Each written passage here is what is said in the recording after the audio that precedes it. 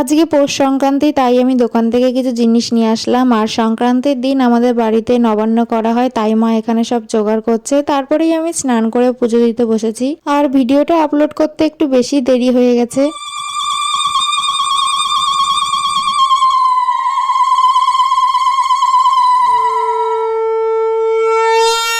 পুজো দেওয়ার পরে সবাইকে প্রসাদ দিয়ে তারপরে আমি প্রসাদ খেলাম। আর এই নবান্ন আমার ছোটবেলা থেকে খেতে খুব ভালো লাগে। আর সন্ধ্যাবেলা পাটিসাপটা করা হবে বলে বাবা সন্দেশ আর আমাদের জন্য ছানার কেক নিয়ে এসেছে। আর মায়ের দিকে পাটিসাপটা করা শুরু করে দিয়েছে। 4-5 বছর ধরে আমি করছি, কিন্তু আজকে মাই করলো পাটিসাপটা। আর মায়ের দিকে সরাপিঠে করছিল, অর্ধেকটা করে উঠে পড়েছে আর বাকি অর্ধেকটা আমি ভাজলাম। আর এই সরাপিঠে ভাজতে গিয়ে আমার ডান হাতটা আগুনের তাপে পুরো লাল হয়ে গেছে।